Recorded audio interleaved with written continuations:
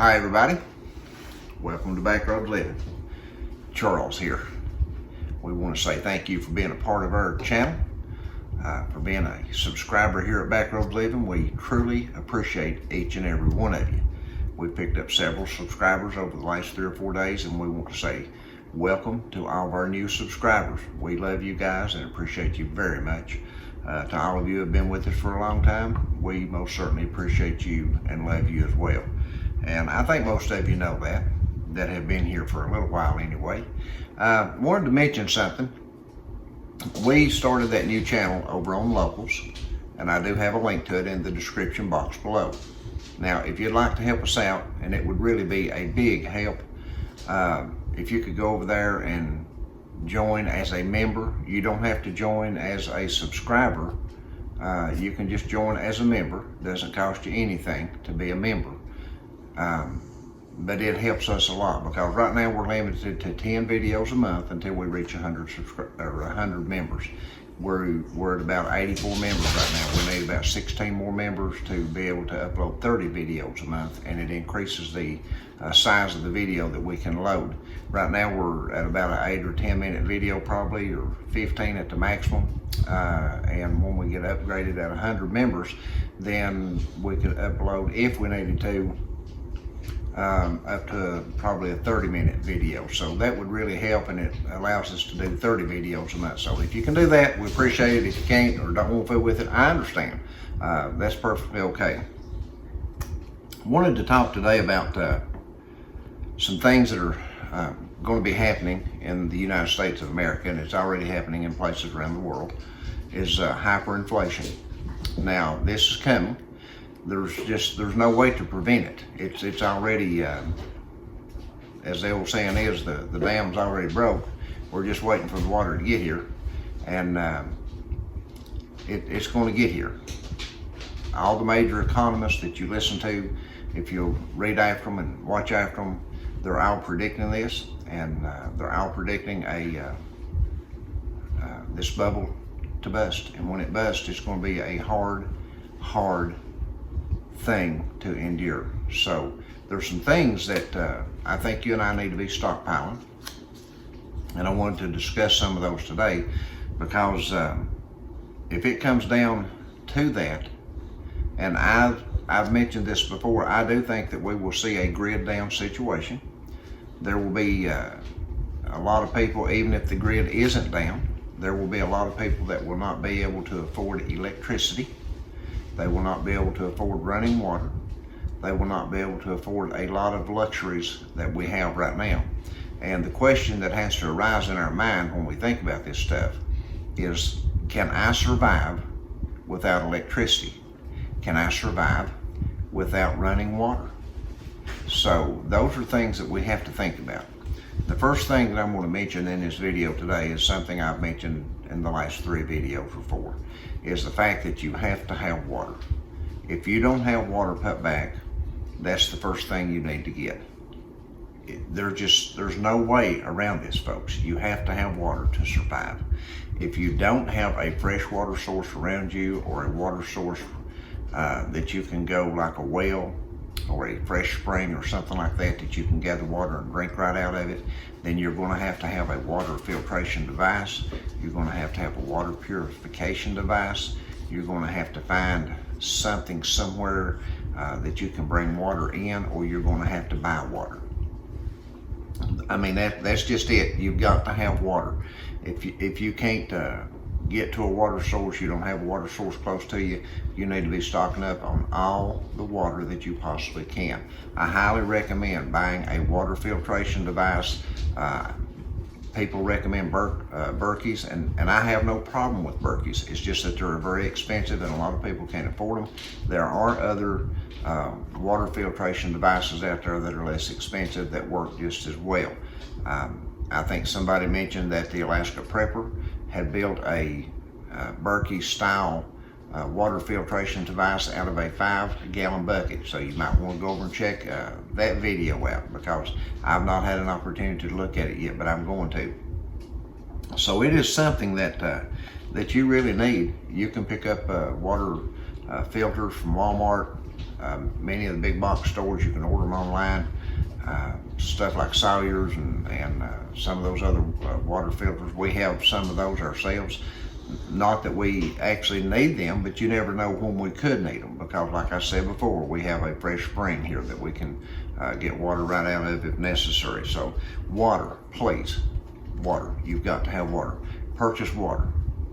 The next thing is your food. We mentioned food the other day in a video about what some of the foods you need to put back. You need to put back dry goods. Of course, you need to have beans and rice put back. You don't want to try to store fresh foods, fresh vegetables and things like that, because they'll go rancid on you. You've got to have the dry stuff, beans and rice, flour, meal, those kind of things that you can cook and bake with and get by. Canned goods, those kind of things that are sealed, that's going to last for a long time. And I think in the future, right now it's not a necessity because everybody can buy these kind of things, but in the future it's going to be important to have seeds to raise your own gardens.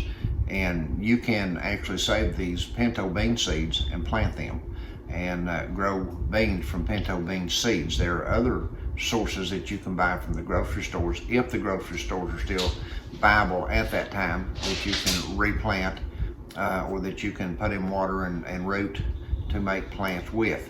And you need to research that and find out how you can do that. Sandy and I were just talking today or yesterday, I think it was, about the tomato situation here and those kind of things. And right now, you know, even if we wasn't growing our own tomatoes and growing our own corn and things like that, as inexpensive as a can of tomatoes is, you can go to Walmart or Aldi or Dollar Tree, somewhere like that, and you can buy canned tomatoes that you can use in your vegetable soups and things like that. And it's probably as inexpensive when you think about the time that's involved in canning them as it would be to sit here and can your tomatoes, because you can buy these and they're going to be good for 2 or 3 years. And right now I would highly recommend doing that to supplement, because it's too late to grow your tomatoes this year. If you haven't planted the garden already, you're not going to grow tomatoes, I don't think, at this time of year. But you can go out and get stuff like that for vegetable soup, because you're going to be buying canned vegetables anyway. So buy you some, buy you some canned tomatoes. Buy you some, you can buy corn. You can can your own corn. You can freeze it. I would highly recommend buying corn and putting it back for a short term for freezing. I don't know how long it's going to be good, because I don't know how long the grid will be up or how long it'll be down, but I still feel that we're going to have a grid out in the next year. Don't know how long it'll last. It might last a month, might last a week, might last 6 months, might last a year. I don't know. But these are things that you need to be stockpiling, is water and food, because if there's a grid down and it lasts for a substantial amount of time, you're going to have to get by without electricity, and you're going to need these things to survive with. The next thing I'd recommend would be tools. Now, we have power tools here, several electric power tools, several cordless power tools, but I also have a lot of tools that are hand tools. And if the grid goes out, you're going to have hand tools. You're going to have saws, manual saws. You're going to have hoes. You're going to have mattocks. You're going to have axe. You're going to have hand drills if you're going to do anything like that, hammers and nails and stuff like that. And these things are just going to be invaluable. You're going to need these things if we have a grid out. If we have a grid out, even if you're heating with wood, you're still going to have a way to cut your wood. You're going to have a saw. And you know, it might be tough on me to do it by myself, but we've got Jeremy here and Sandy. We can work together if we had to. We could get by with these things. So these are important things to have, are hand tools, manual hand tools. Another thing that I would recommend is fuel. One of the things, and I know if there's a grid down, that the gas stations, the pumps will quit working. But if you've got fuel put back, like for your propane tank, if you heat with propane, or you have anything like a generator that runs on propane or gas or whatever it may be, have a stockpile of that put back. Gas will only last about 6 months or so, and you need to switch it out. there's actually pills you can buy to make it last longer. If you research that, you can find it also. You can purchase pills to make your gas last longer if you need to. But in a grid out situation, one of the things that a generator will do, because once you use your fuel up, then you can't go buy more, okay? But one of the things that a generator will do is it will give you an opportunity to keep your frozen goods frozen while you're canning them or you know, preserving them in some way, and keep your refrigerator going long enough, hopefully, to where you can get all this stuff put aside and preserved in a proper manner to save all that stuff and not lose it. So it's important to have a fuel source put back if you have things that run on fuel like that. So do that. Have your stockpile of that put back. The next thing I would recommend would be medicine. We spoke about that the other day. Over-the-counter medicines, over-the-counter medication for bumps and bruises and scrapes and burns and stings and all that kind of stuff. Go back and watch that video. You need medications. You need some, you know, you need this stuff. It's just how simple it is. You've got to have medicines. One of the things I didn't mention in the medicine video, and it's not really classified as a medicine, but it can be used to doctor stuff, is vinegar.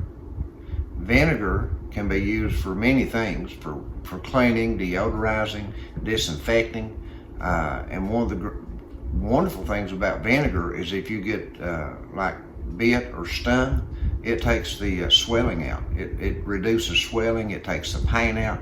It's a wonderful item to have on hand. Vinegar is just invaluable, so include that in your medicine kit. I didn't mention it the last time. Another thing would be batteries, because a lot of folks are going to have lights that are run by batteries, maybe power tools that run on batteries.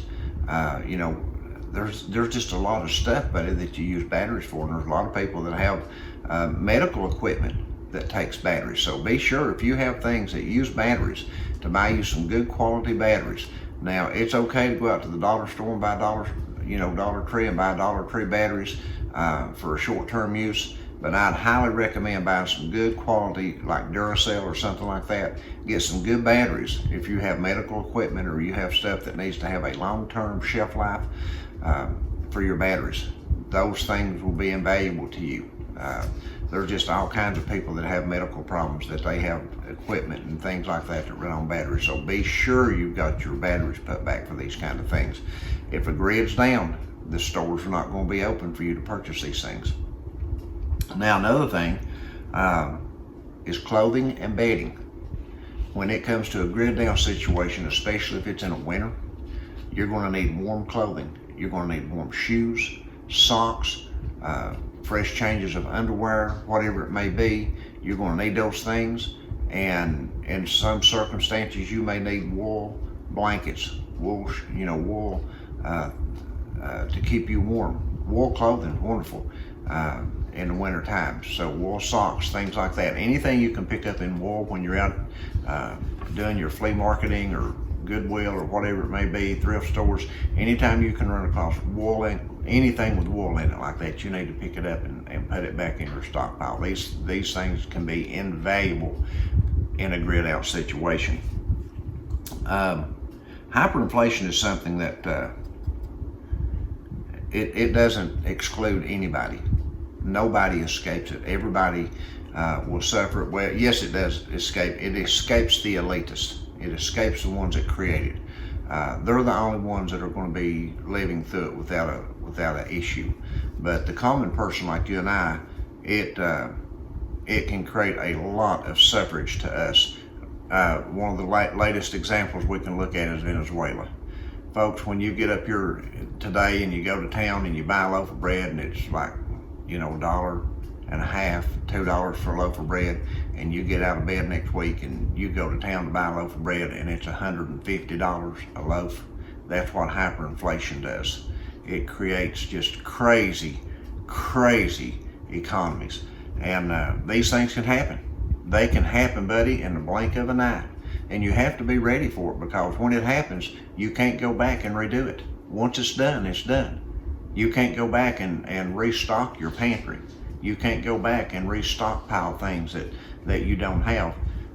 It's just just done. And the last thing I want to talk about is you need a stockpile, whether it be small or large. That's entirely up to you and what you can afford. But you need a stockpile of money. And I know that people have said for a long time that gold and silver is the key to all this. And I know that everybody can't afford gold and silver. Just, you know, it's just the facts. That's just how it is. But if you can, listen, I encourage it. Gold and silver will hold its value from now on, no doubt. But even with that, I would encourage you to have a stockpile. How large or small, again, depends on you what you can afford, of cash, of you know, paper money. Have a lot of small denomination bills put back, ones, fives, tens, because if the grid goes out and you have to go purchase something from somebody, they're not going to be able, more than likely, to give you change. So if you go somewhere and somebody says, well, that's going to be $25, and all you've got is tens on you, then you're going to have to pay them $30 to get it, and they're going to keep your extra $5. So have small denomination bills cut back for these kind of things. It's just coming. How soon, we don't know, but we know it's coming. And I want you to be ready. I want you to suffer as little as possible. As I said in another video, it is time. We're living in the days and in the time that we need to have our house in order. The first house we need to put in order is our spiritual house with the Lord Jesus Christ. Get that in order, because when all else fails, our God is sufficient.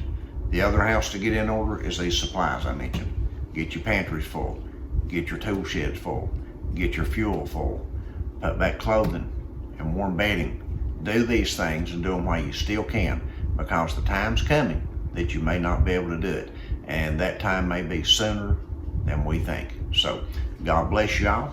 We hope that you like our video. Don't forget to give us a thumbs up. And if you haven't subscribed, subscribe to our videos, and we'll see you guys in the next one.